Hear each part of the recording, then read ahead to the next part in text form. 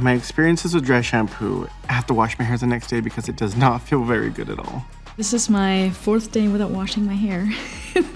So when I use dry shampoo, then it's kind of like, it's not shiny anymore. I mean, then it's like stiff and okay, now I have to make it look great again. AirWash Dry Shampoo is a true reinvention of dry shampoos, powered by patented K18 biotech. The patented odorBIND technology eliminates odour from the hair. When odorBIND captures an odour molecule, it releases a subtle fragrance. It can do this again and again over time as more odour molecules are captured.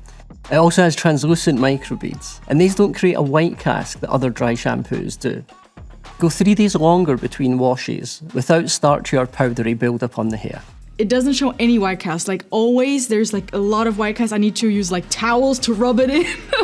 I like that the scent wasn't so strong. The first time I used it, my hair was like really dirty from going to the gym so much. The oil was gone within like 10 seconds and I felt fresh again.